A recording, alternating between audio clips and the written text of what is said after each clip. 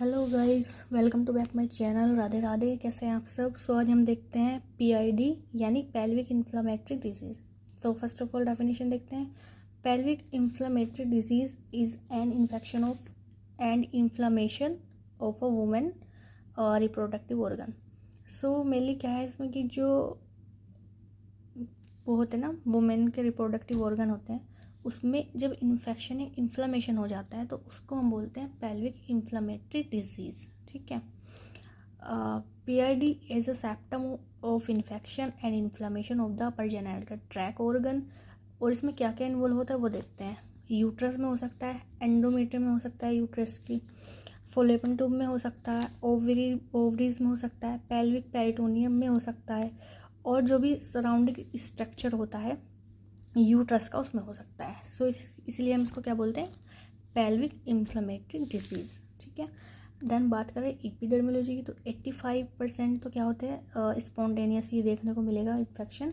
Basically जो sexual activities होती है फीमेल की, मेनली उनमें देखने को मिलता है 85।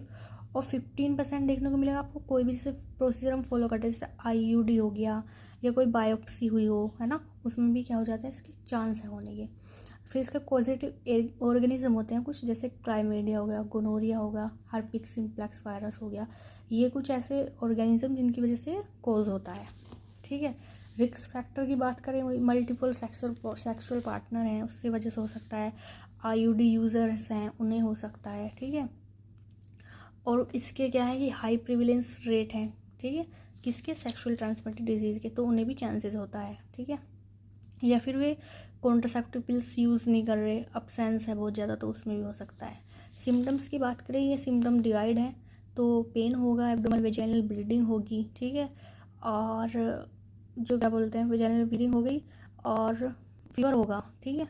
हाई फीवर हो देखने को आपको मिलेगा, और नोज़िया वोमिटिंग देखने को मिलेगी, पेल्विक पेन भी आपको देखने को मिलेगा, और इरेगुलर मेंस्ट्रुअल पीरियड्स देखने को मिलेंगे। ठीक है। कभी होंगे कभी नहीं होंगे।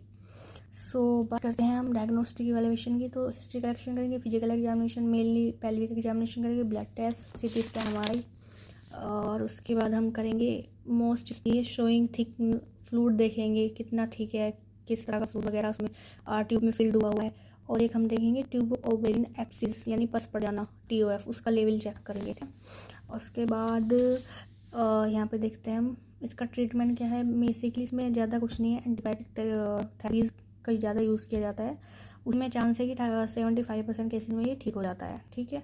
और 20% में हम कहें कि सर्जरी की नीड होती है। तो ये एंटीबायोटिक वो है मेडिसिन जो हम देते हैं।